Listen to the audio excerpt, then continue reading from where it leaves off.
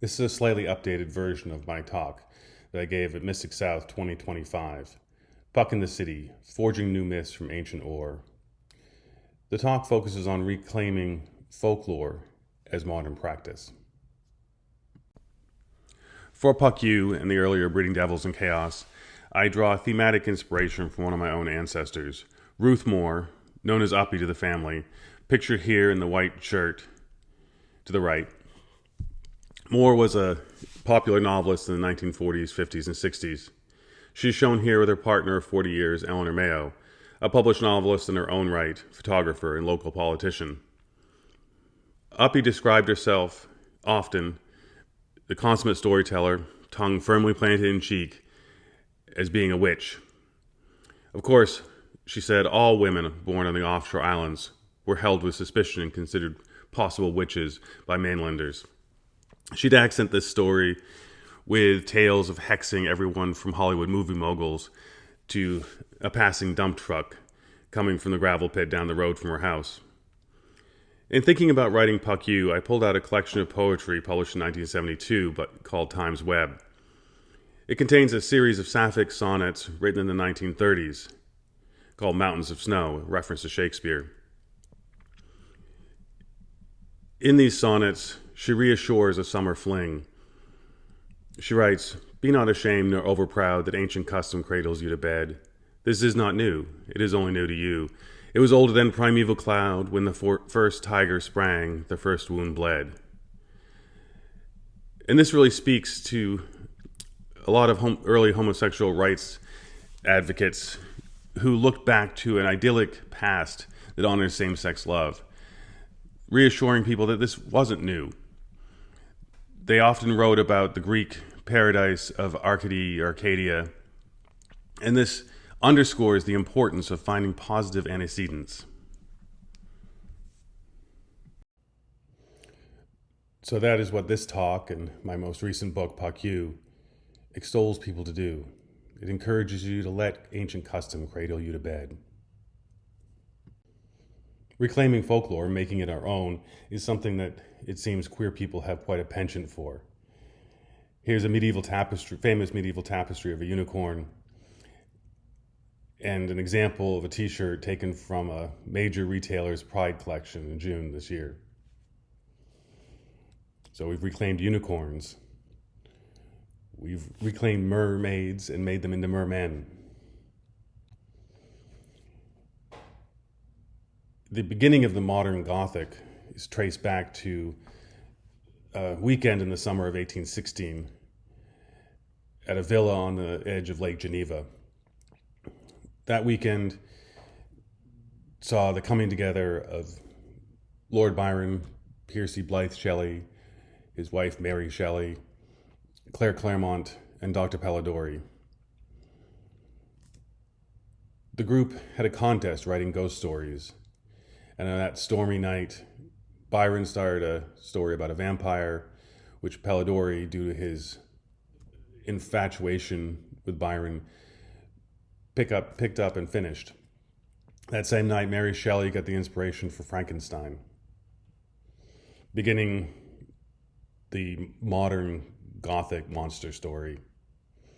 Of course, we've picked up these icons and run with them. Andy Warhol's film company produced 2 films directed by Paul Morrissey, Blood for Dracula, Flesh for Frankenstein, which began the requeering of these icons into the 20th century.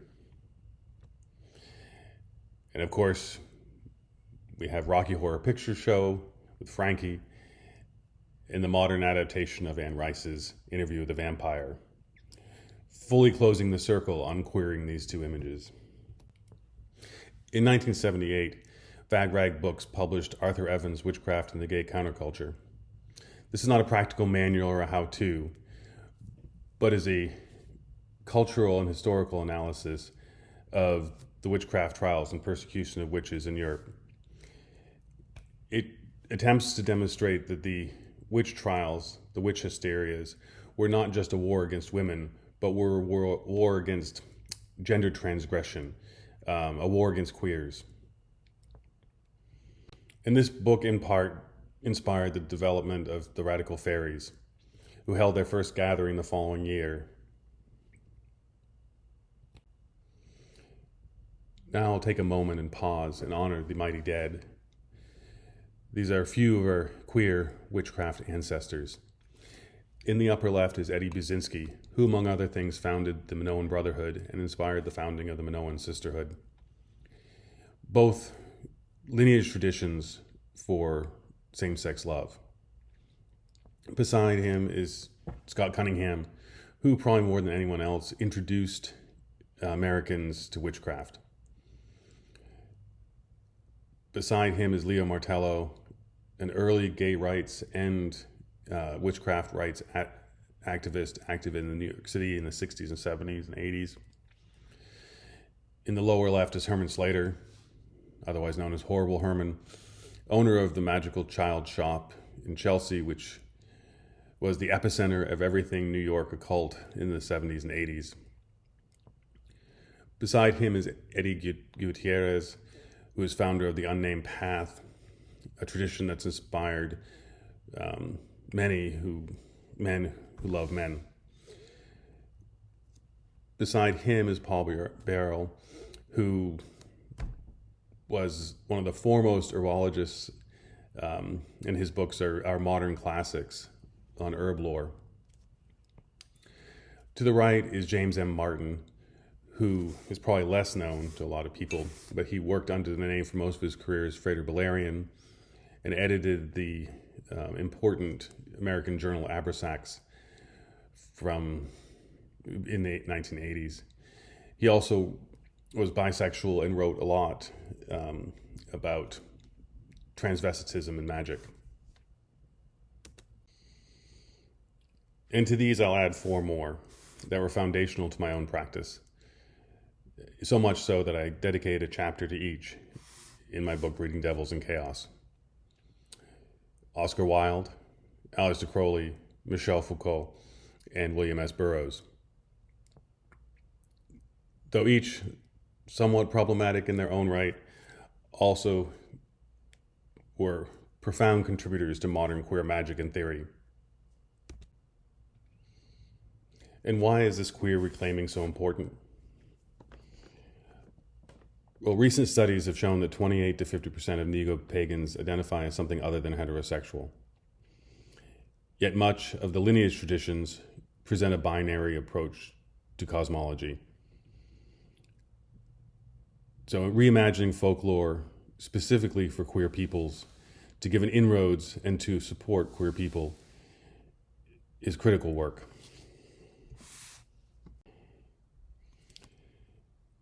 And now I'll get to why you came here. Writing in the late 14th century, Chaucer composed The Wife of Bath's Tale. In this story, the wife mourns the loss of enchantment. She speaks of fairies and elf queens that have been driven away from the lands of Britain by piety, the incursion of institutionalized Christianity. She speaks of institutional religion and how it's rationalized and sterilized the world. She contrasts this mythic past, the land of elves and fairies, with the presence of friars who now incubus-like prowl the land. It's important to note here that even by the 14th century, elves and fairies were considered something distant, back there in the almost forgotten mists of history.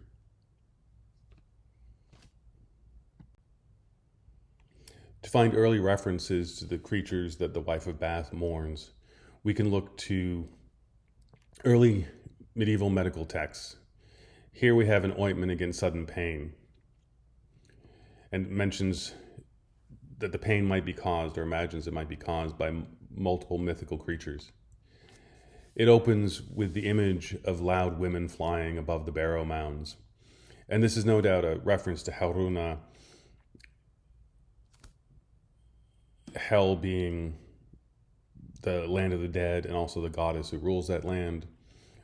One meaning of the old English runa is to roar. Here it's a feminine noun, so these are female witches with a connection to the underworld roaring across the land. It next references the Aesir, which is a word for gods. In the same sentence, it references the Aelfr and Hagtassin, which is hag witches, sword-bearing women.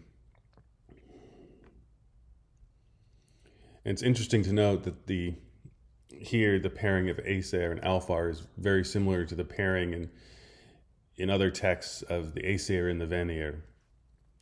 And some have conjectured, including Alaric Hall, that the elves may actually be the older gods, the Vanir. And this pairing is often found in a similar fashion to Aesir and gods, or Aesir and Vanir. You say Aesir and elves.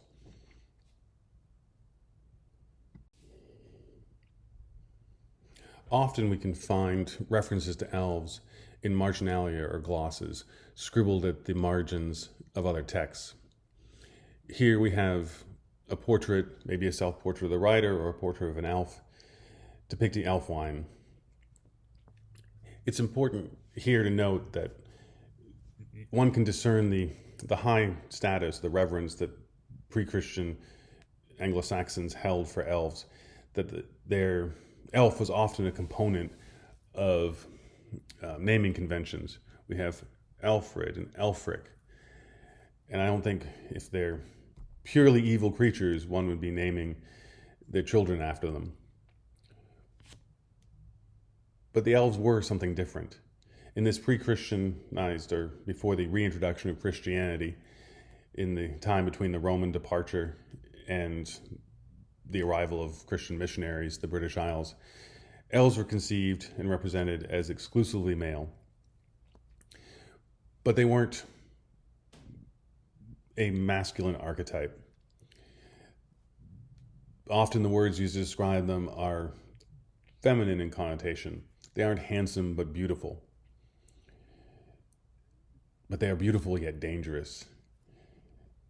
There's an inherent fluidity in this representation of elves that opens the door for a queer interpretation. They're associated with glamour, seductive beauty, and magic. These are traits that all aligned in Old English with feminized or deviant masculinity.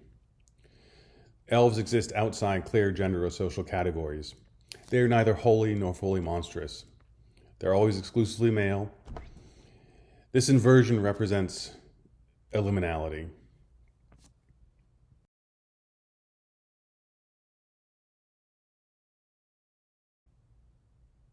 In a similar vein, this text from the 11th century talks about wood elves, water elves, and wild elves.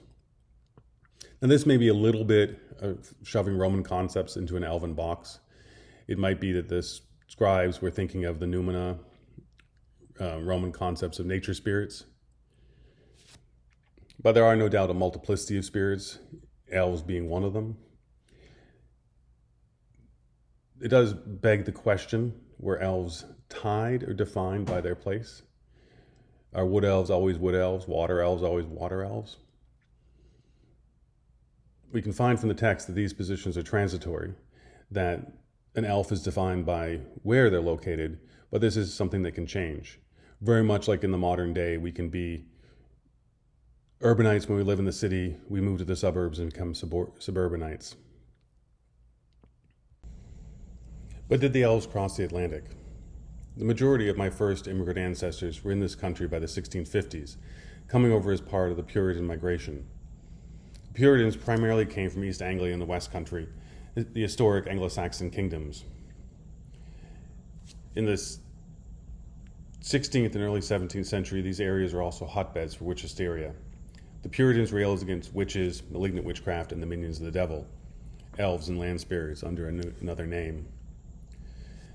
This land, dubbed Witch Country by Michael Howard, was also a stomping ground of the witch hunter general. It's also interesting to note that not everyone who came to the colonies came by choice. In 1650 and 1652, 2 ships brought Scottish prisoners of war, sold into indenture by Oliver Cromwell. Counted among these were 2 of my own ancestors, the original Daniel Davison and Duncan Stewart. Cotton Mather preached against the waste and howling wilderness. The area outside the fence was something terrifying. It was a land of witches and demons. And of course, demons are nothing but the old spirits of the land, and elves and fairies. now transformed into minions of the devil. How do we get from these terrifying spirits of the wild to the cute, diminutive fairies of today? During the Elizabethan era, both magicians and playwrights were very concerned with fairies.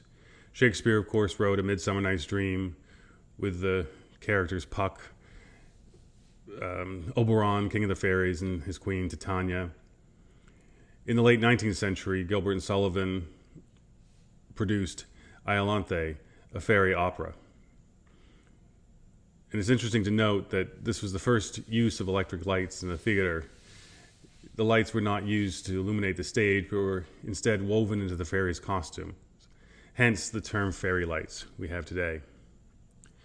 And this fascination with and vestigial belief that fairies were real was evidenced in the Cottingley fairies, which Francis Griffiths and Elsie Wright produced beginning in 1917. The fact that the public believed these photographs to be real, the fact that it could be a hoax, shows that there was still a residual belief that fairies actually existed. So people grabbed onto this photographic proof.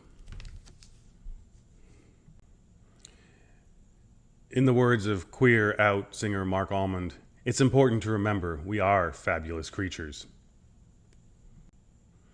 But where can we connect with elves today? As we've discussed, no doubt the elves came along with the earliest colonists. And just as their forebears were wood elves, wild elves, sea elves, no doubt we now have city elves, suburban elves, maybe even swamp elves. But also be mindful that there are a lot of different types of spirits. There are spirits of the land, spirits of place, spirits that are tied to a particular place. There are raw elemental spirits. There are also the dead, which continue to walk this land as spirits themselves. Elves are one type of this spirit. Perhaps we can find them in the cities, in the urban jungle, in parks, in special trees, in the quiet spaces such as the cloisters in New York City. But perhaps there are also elves within the concrete, elves that live in abodes along with us, accessible. Now we'll turn to magic. If you look at the Norse and Scandinavian realms, magic was essentially a woman's domain. We can see the Norse Saethir, which was magic practiced by women. It was essentially witchcraft and seership. Men who practiced Saethir attached to themselves a social stigma. They were often referred to as ergi, a derogatory term that can roughly translate as sissy. Now, if we look at grave goods, they are not consistently a reliable indication of ethnicity, origin, nor gender. We often find originally classified female graves of practitioners of Saethir with tools of their trade, amulets, iron staves. But some of these graves recently that were originally classed biologically as one gender have had to be revised after modern DNA testing. We find women buried with swords and shields, and men wearing female clothes, jewelry, and implements of Saethir. In the Old English, we find Seethir as a cognate of the Norse Saethir. It is interesting that it is always found as a cognate with Aelfr, likely indicating that the magic was perceived as deriving from the elves. We can see this later reflected in the testimony of accused witches, who frequently talked to their magic coming from encounters with the fae or fairies. There are indications that this Old English magic also had elements of non-gender conforming, similar to those that we find in the Norse. Basic cosmology. In Breeding Devils in Chaos, I wrote of the mother is a noun, the horned one a verb. The mother is the sun above us, the sky of stars, the sun being our particular star, and the earth below our feet. The sun is the moon, he is the rain. The mother is so ever present as to be almost unknowable. For example, to look at the sun is to risk blindness. However, we can experience her through her heavenly sun, the moon. The god is potent and potential. He is the growth in the land, the green, the woods, the wild. We can approach the horned one as consort, son, lover, and brother.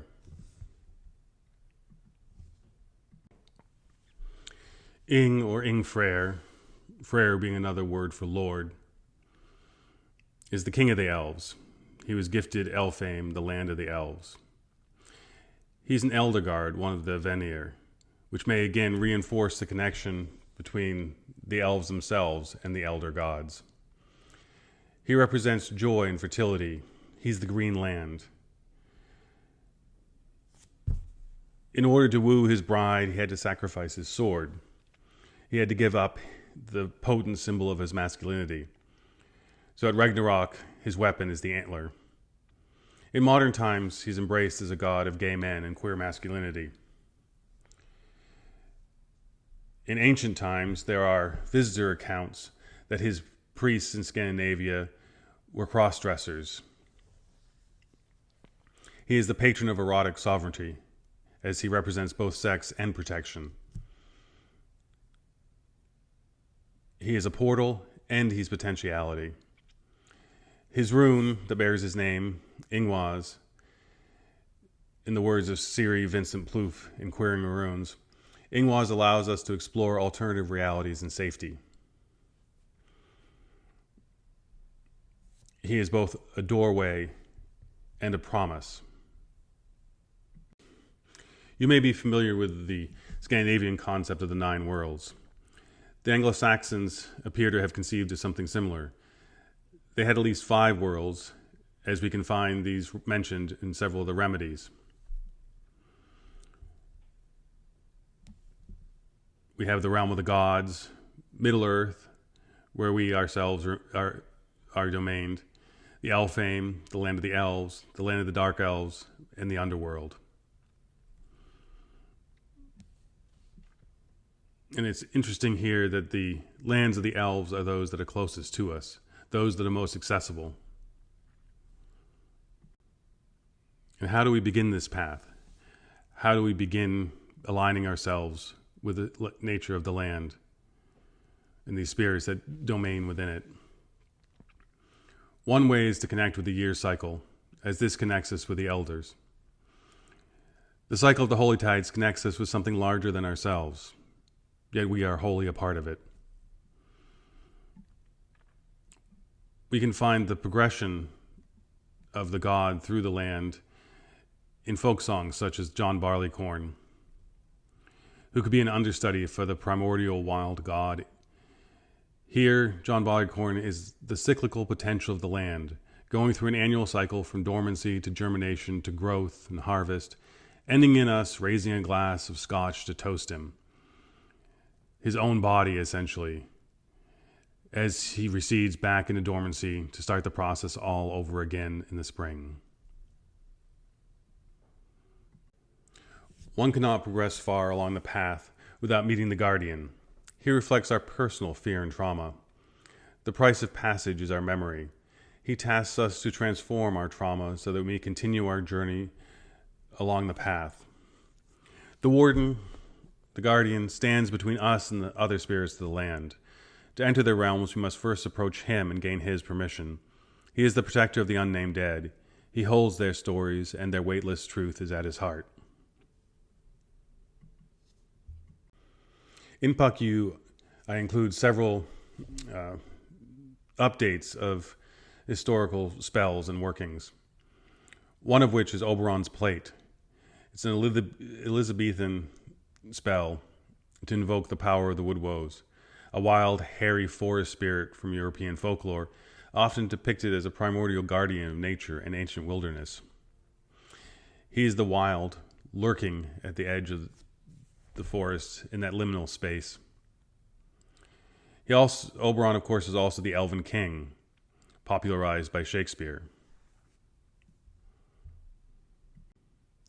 The skimmed water salve is a full moon working, essentially creating moon water, which aids in seeing the fairies, the elves, the spirits. I also include a traditional spell for healing the land. For many of us, we live on stolen land. The soil upon which we practice may have seen much trauma over the centuries. Since the elves came with us, they also, in some respects, are foreigners. Recognizing this, observing the past trauma, recognizing that though we may not have come here by choice, we are on stolen land, it's important to heal the land, to honor the land rights native to this territory, and ask forgiveness for past trauma.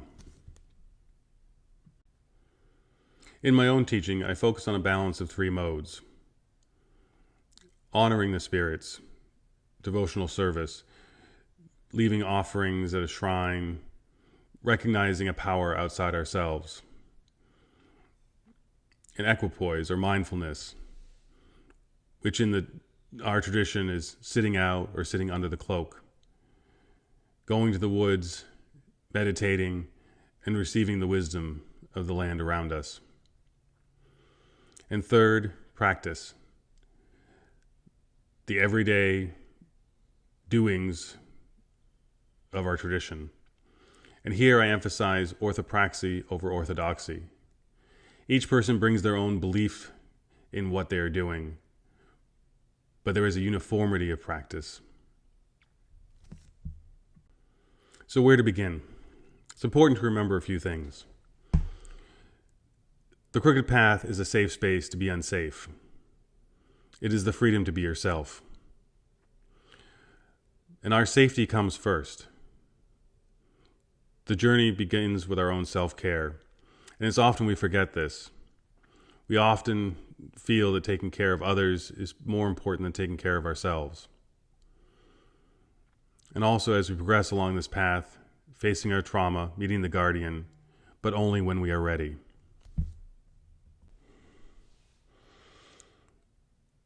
So where do we start? To steal a line from Cat Heath, start at the top. To ensure against attracting a less than favorable spirit, begin with Ing himself. Set up a shrine, begin with devotional service, befriend him. Let him introduce you to the elven spirits you wish to make contact with. There are many spirits out there, as we noted, and not all of these may have our best interest or be the elves which we are looking for. Let ancient custom cradle you to bed. Wrap yourself in it.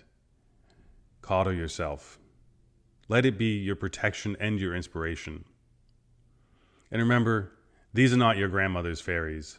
These are your great-great-grandfather's Aelfr.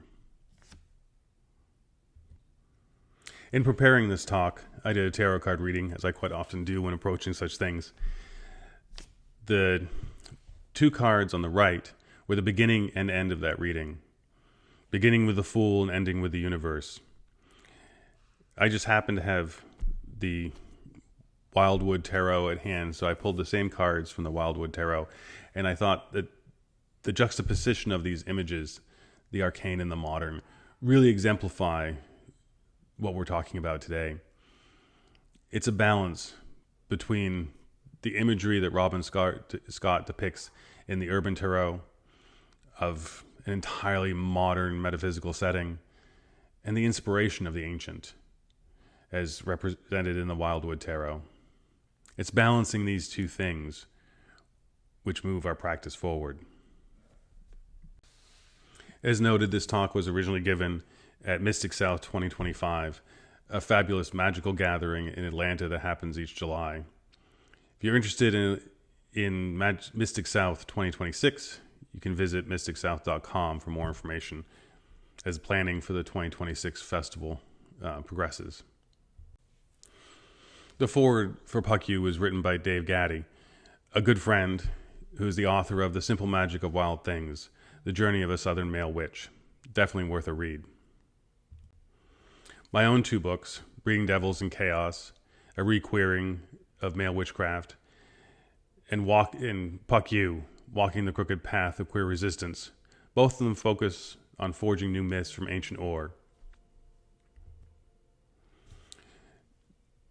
The United Right, mentioned at the bottom of each of these slides, is a Louisiana-based nonprofit dedicated to empowering gay and bisexual men through the transformative practices of traditional witchcraft and the occult arts. Its mission is to cultivate a supportive environment that fosters personal and collective growth within our community.